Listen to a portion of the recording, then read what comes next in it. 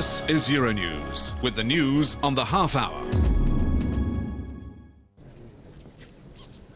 Saying their final goodbyes. Crowds of pilgrims, many of whom have waited for hours, even days, are paying their respects to the late Pope. John Paul II's body will lie in state in the 16th century St. Peter's Basilica until his funeral there on Friday. Hundreds of thousands of the Catholic faithful are expected to file past his robed remains.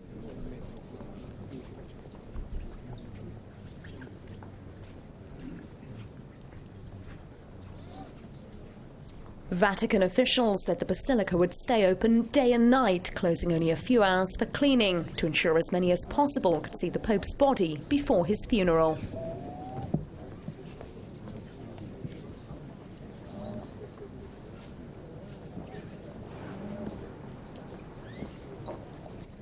Hours before public viewing was to start, police estimated that more than 100,000 people were lined up on the broad boulevard leading from the River Tiber to the Basilica.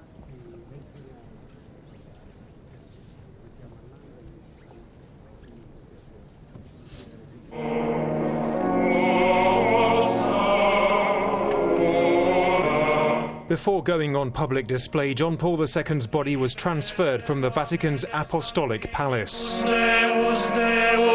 The procession of cardinals, bishops and dignitaries made its way through St. Peter's Square, packed with tens of thousands of people.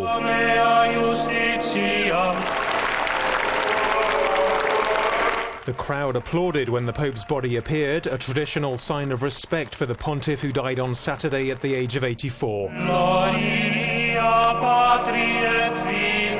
The procession passed over the precise spot from where John Paul II had presided over his inaugural Mass in 1978.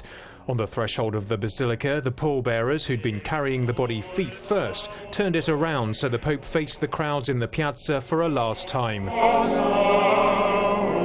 They then proceeded up the basilica's long aisle towards the main altar, preceded by monks carrying candles to the sound of the chant, "Lord have mercy," sung in Latin.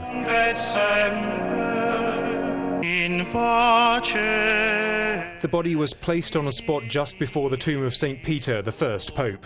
Cardinal Eduardo Martinez Somalo, the Chamberlain of the Vatican, blessed the body with holy water and incense as a choir chanted. The funeral on Friday morning is to be attended by many world leaders, including US President George W. Bush. Rome is pulling out all the stops to try and ensure the Pope's funeral does not become a logistical nightmare, with over 2 million mourners expected to converge on the Italian capital on Friday. Security is one of the biggest headaches, with world leaders in their droves expected to attend. An AWACS early warning system aircraft will enforce a no-fly zone over Rome for the event, and all police leaves being cancelled, with some 7,000 extra officers being drafted in. Medical concerns for the crowds are also high, as many pilgrims will be elderly or sick, and the weather may prove too much for some. The media circus has already begun putting up its big top, and satellite dishes are sprouting like mushrooms around the capital. 10 giant video screens are going up for all those who can't make it into St. Peter's Square. It seems likely the crowds will include peoples from every country on the planet, but especially large contingents are expected or are already on the way from Poland and Spain. Many European tour operators and airlines are reporting a surge in bookings. To cope with the influx, the Vatican is requisitioning public buildings to convert into dormitories. Even the famous Circus Maximus will be opened to campers. These crowds will be filling hotels and restaurants and will present a task of biblical proportions, feeding them all, with manna for those catering to their needs. However, from the looks on the faces of the people assembling, being here at this momentous time is worth any sacrifice. The Vatican appears to have recognized so many are coming that the basilica in which the Pope lies in state will be open to the public virtually around the clock.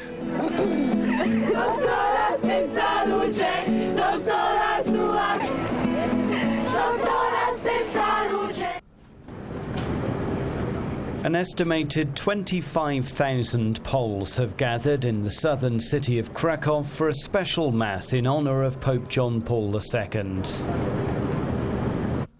Alleluia. He was Archbishop of the city from 1964 to 1978 and retained a special bond with its people.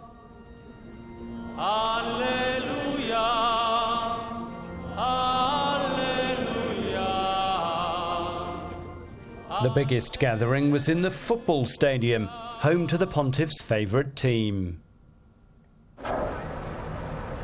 The faithful are now heading south for Friday's funeral. Coach operators have laid on extra buses for the gruelling 30-hour journey.